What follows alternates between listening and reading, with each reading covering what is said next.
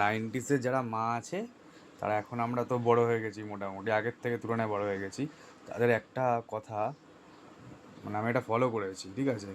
সবসময় বলে মানে অন্য কাউকে, আমার ছেলেকে এত খেলাইনি, আমি এত ছেলেকে এত পিটাইনি, এই করিনি সেই করিনি, অনেক কিছুই বলে, বকা বকা দিইনি।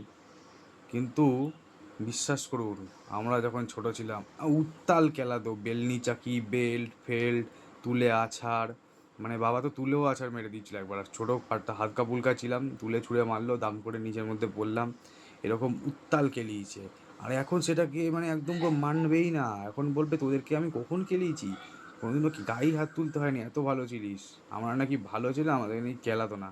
কি খেলান খেলিয়েছে, খেতে বসেছি, খাচ্ছি, চোখের জল পড়ছে, তার মধ্যে গাঁটটা মেরেই যাচ্ছে, এরকমভাবে মানে গাঁটটার পর গাঁটটা মাথায় পড়ছে, ঠিক আছে? হ্যাঁ, আর নাকি বলছে নাকি খেলাই নেই। সে দিনগুলো যে কি ভয়ঙ্করভাবে কাটাতাম সে আমরাই জানি।